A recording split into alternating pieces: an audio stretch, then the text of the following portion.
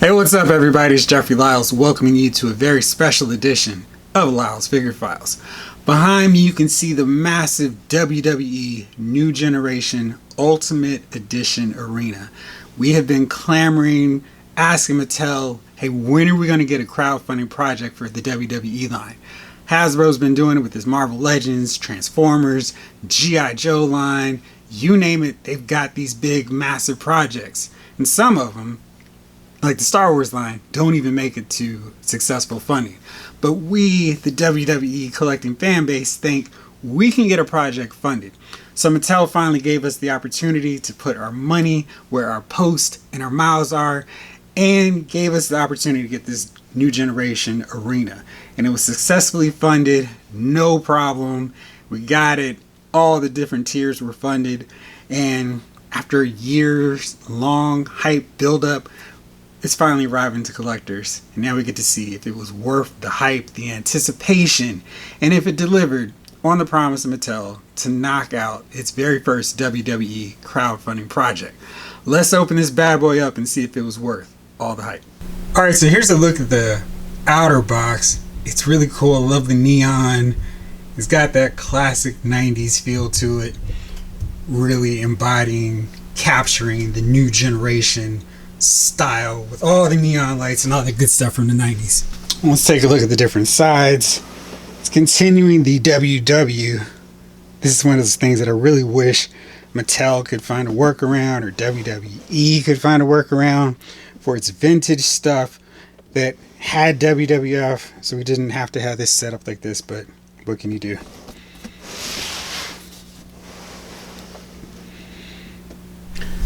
Alright, so here you can see the back. I love that we have Doink about to get the big boot from Diesel at WrestleMania.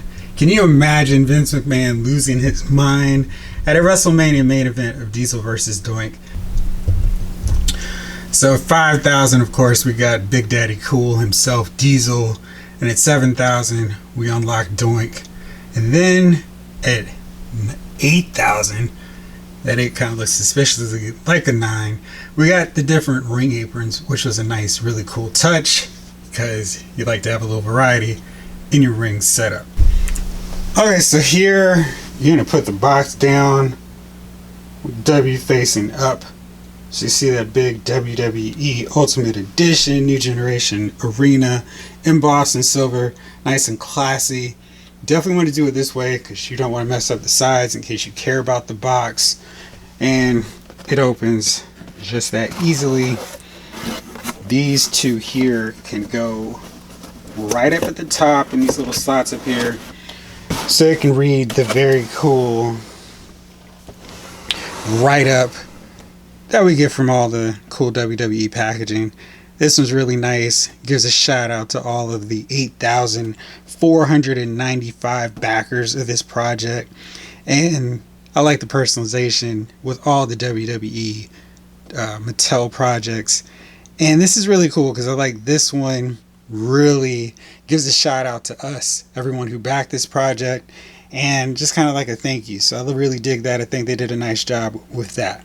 Okay, let's pretend for a moment that I spared you all of the unboxing noises and pulled everything out. So let's just go with that. Here is one of my favorite parts of this setup, because if you don't have a massive extreme set arena backdrop, they threw in a couple of crowd shots you can put in there as your own backdrop, complete with like a barrier illusion and the crowd in the distance. That's not something they really needed to include, but I thought it was a really cool, really nice touch. It just shows Mattel thinking a little bit outside the box, literally in this case, to give a little bit of something extra, because those extreme sets can cost up to $100, and this is just something they threw in just to be like, hey, thanks. And I really like that. I think that's a really nice touch, just as something bonus, little something extra for us. Here's all the cool neon infused boxes for all the accessories. Again, I didn't want to put you through me fumbling through and opening all this and destroying your eardrums, so I just wanted to show you what they look like, because I thought this neon look was really cool, really fun way to set this up. I'm gonna keep all these because I just Really like the color scheme, you know.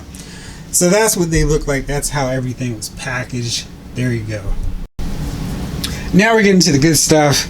This is the neon entrance, of course, and I really like the size of this. It really looks huge, kind of massive, but I like it. And you see all the work here actually is sculpted pieces here. As you can see, one of my favorite parts is they actually did a cloth curtain so you can have wrestlers actually walk through it. It's not just a black backdrop. So I'm putting my boy Razor Ramon, have him coming through.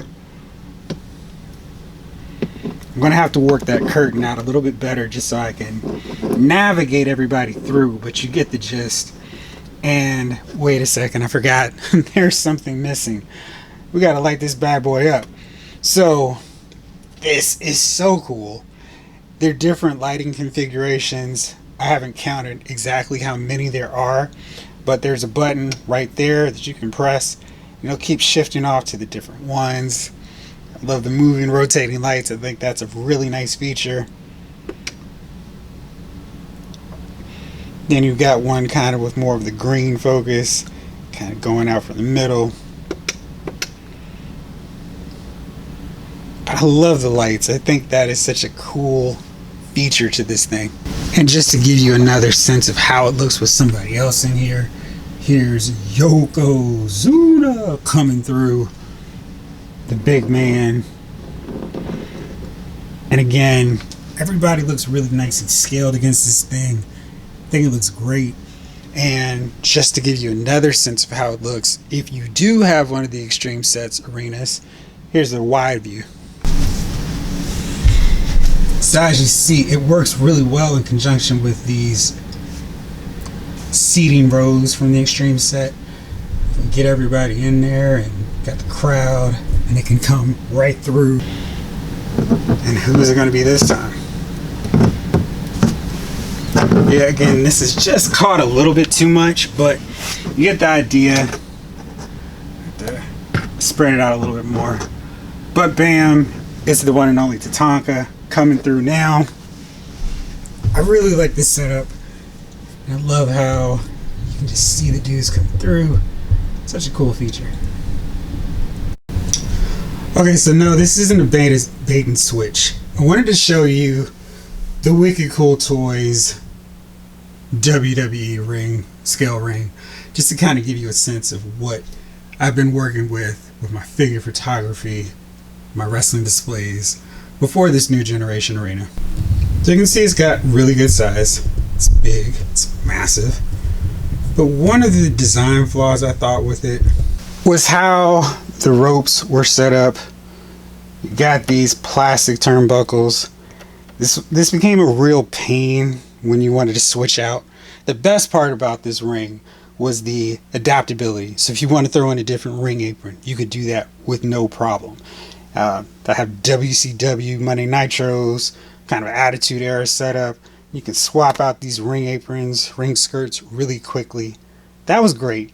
But switching out the turnbuckles was a pain because you had to put in these little pins and here and just so, and you had to go around and do it with every turnbuckle, which became a bit of a nuisance. Then these ring aprons would kind of fly up with the very slightest bit of motion. You kind of lock them down kind of, and then they didn't stay in place. Then of course you had the ring apron itself, which relied on this configuration to stay in place. And these are just clips, and they don't particularly stay on all that well. So you had to lock them in as best you could, but you started moving around.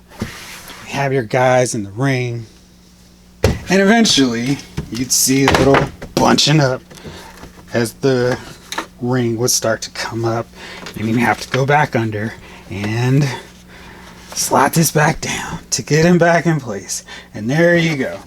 And then you had to keep this locked in place.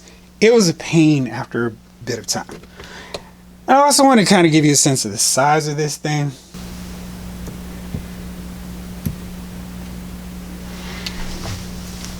So as you see, pretty easily 6 wrestlers would fit in here with no problem, lengthwise or widthwise. And that's kind of big for a wrestling ring because it takes up a lot of space, and when you're moving them around, they kind of have to do some suicides to get across the ring.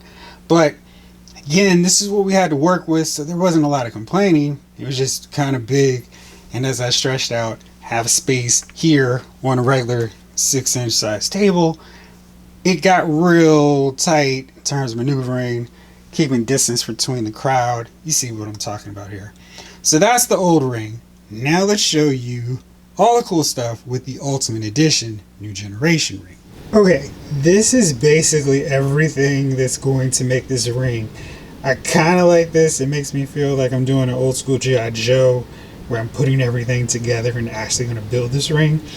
One thing I really want to point out here was these ring turnbuckles, because they're not set up the old way where you had to clip them in. They're actually in place themselves, so I don't have to do that frustrating thing where I had to keep turning them inside out. They're actually sewn in, which is so good. And I'm sure those of you who have these rings and have swapped the turnbuckles know exactly what I'm talking about.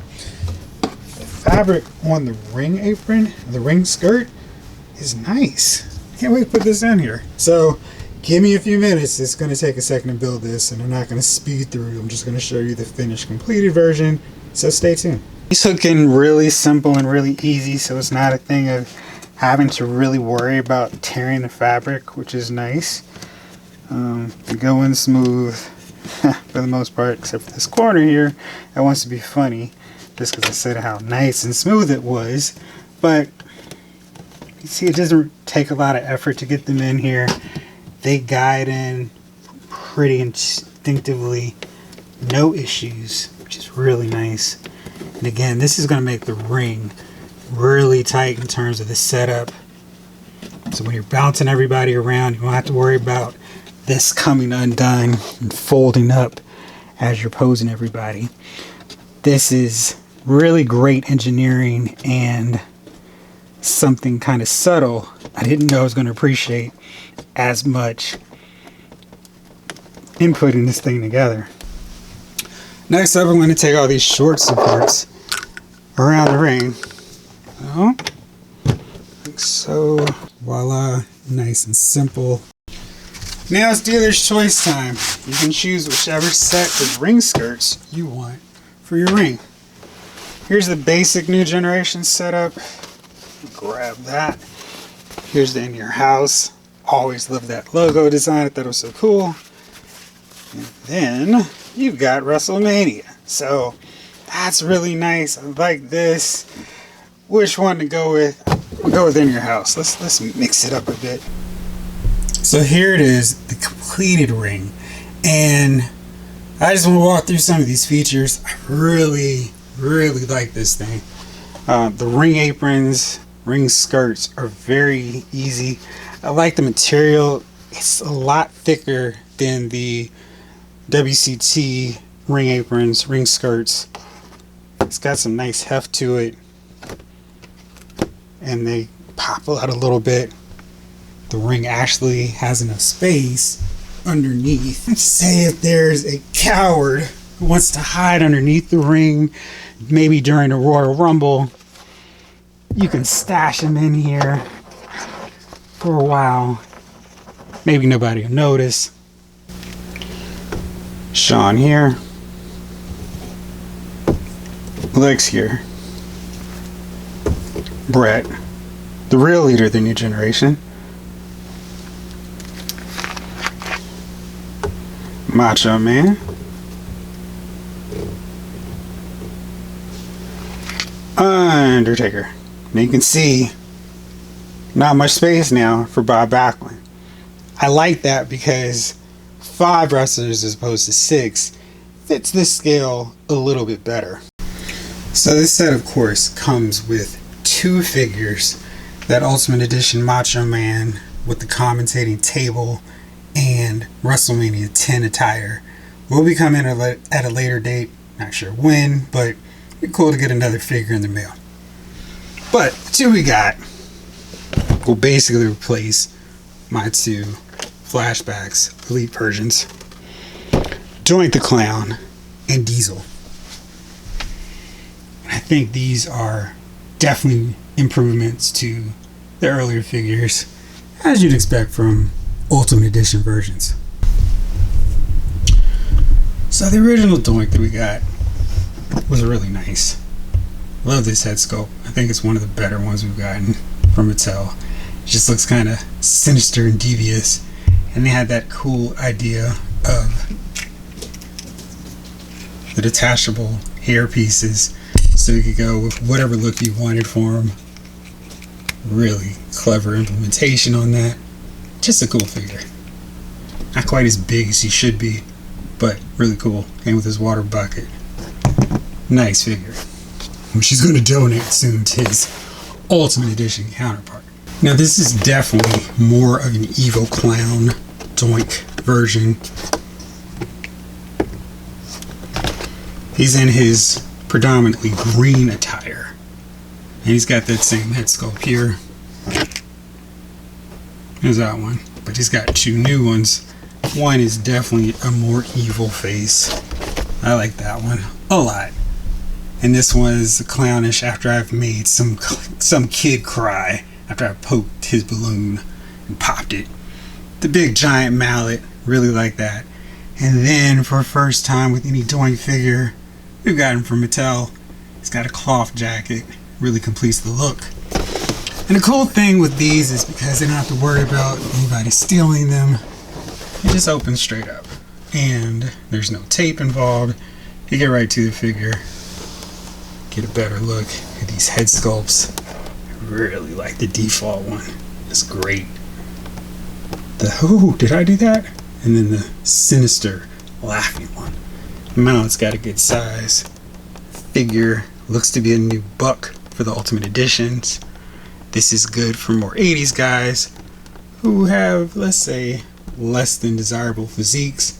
This is good for them. So now we got something for our Iron Sheiks, Nikolai Volkov style figures. Cool. And then you got your swappable hands. And like most of them, little message up top. Here's your back. Action shot. Reference photo. Amazing bio. I always think these are tremendous.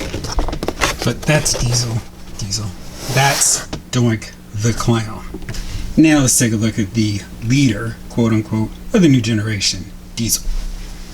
Mattel has done a few Diesel figures. I really like this one. This is from his just arriving in the WWE, WWF. Huge top hair there. And this is when he's basically just Shawn Michaels' bodyguard. But I love this head sculpt. Really captures Diesel from his early 93, 94 era. I love him even more when he stands right. And this is him as the leader of the new generation. WrestleMania 11 style. Silver top. Nice vest. I think I cut this. This is actually a knee pad that I just cut to put on here. But really nice. Let's see how the Ultimate Edition figure fares. I'll just open him up so you can see him right away. I think the head sculpt's pretty good. Good intensity. Getting that focus, I'm about ready to jackknife powerbomb you. Nice torso, not too overly defined, because that's not accurate to Kevin Nash. Now I don't need to cut a knee pad, he's got it right there. The vest pretty much looks to be the same. Got your angry, expressive head sculpt here. I think that looks good. Right after he's powerbombed somebody. Mattel has shown that their Ultimate Edition figures are going to have some drop down hips, which are going to make for better ranges for big boots. So it's a little bit unfortunate that Diesel wasn't able to get that before his figure came out. I assume we'll see a NWO Kevin Nash, which will be able to implement that. And then maybe we can swap the lower half with that. But that's Diesel. Not as flashy as Doink by any means. Forgot to show you this. Make that cool. Here's your action shot. The figure. Reference photo. That luxurious hair. And the bio. The face of the new generation. Had WWE running on diesel power. Again, you're a Bret Hart guy like me. You know Bret was really the leader of the new generation, but sure, let's go along with that. So in terms of how this Diesel matches up with the other ones, I still think this one has the best era-appropriate head sculpt likeness. This one's okay, but I think in terms of matching up between these two, the Ultimate Edition one comes out ahead. So I'm going to give you a shot here of how the ring looks with a sizable crowd of new generation stars. So you can see it holds a pretty decent amount of wrestlers without any problems. And everyone fits pretty well. No real issues here. You got the Hitman going after the King. Got Yokozuna about to face off with the Undertaker. Macho Man chilling in the background. Diesel and Bam Bam about to get on. Tatanka, Lex Luger. Doink and Shawn Michaels. Goldust making his look on Razor Ramon. I know some people are complaining about the height and how it matches up with some wrestlers, like say Macho Man, who might be a little bit too short in the ring. So they're thinking maybe those turnbuckles could be a little bit shorter. So a guy like Macho Man doesn't look like he's right there at the end. But I kind of like it because you can see the difference with Undertaker and how he's towering over it. And Yokozuna helps with the illusion of heights on these guys. Razor doesn't have that problem either, of course.